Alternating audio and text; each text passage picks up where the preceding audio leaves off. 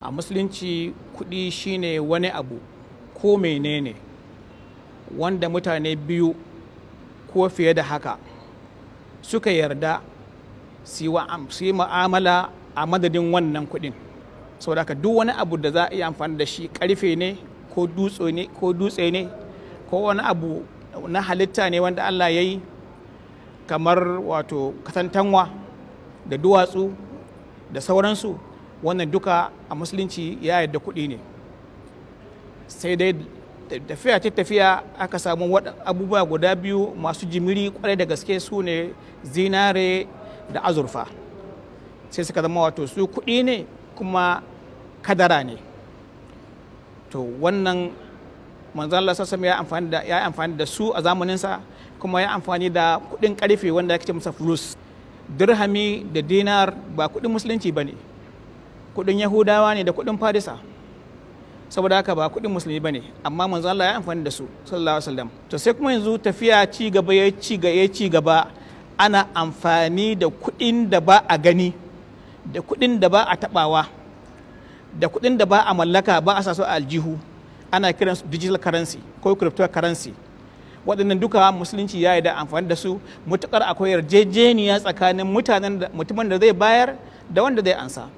Misali a Najeriya yanzu kusan kowa na yarda da wannan, don zan baka kuɗi sai maka alat, ba kuɗi na baka ba, kawai ka gani akwai lambobi, lambobi naira 1000, naira 5000, naira 10,000 ne kai ta godiya, alhali kuɗin baya aljihunka, amma ka yarda kuɗi ne, kai ma za ka sai wani abu kai maka ba da wannan.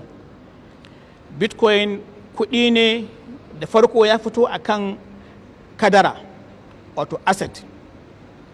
Ka saya kaman gold da ake sayan gold, zinare yanzu ko azurfa, ka aje sai ma shekara ɗaya shekara biyu ba suna cikin akwati, ka fito da su bayan shekara biyu ko shekara 10 ko shekara 20 ka sai da su a farashin wannan yinin. Halas ne a musulunci.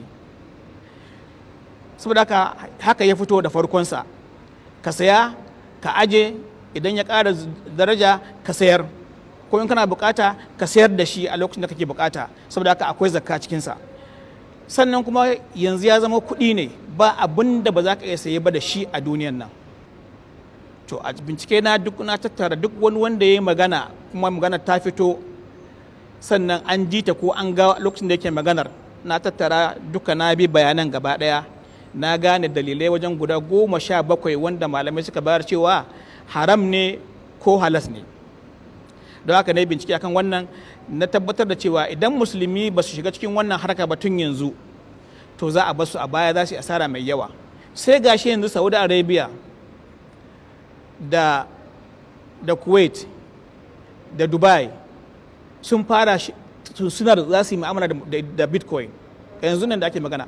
Iran ko dama ta riga ta yi nisa cikin Bitcoin, don ita bayan ta yarda cewa kuɗi ne kuma dukiya ce, to ta ba ma mutane dama su je ƙasar ta su yi haƙar Bitcoin ta hanyar ba su lantarki mai sauƙi da kuma damar da lasin yin haka.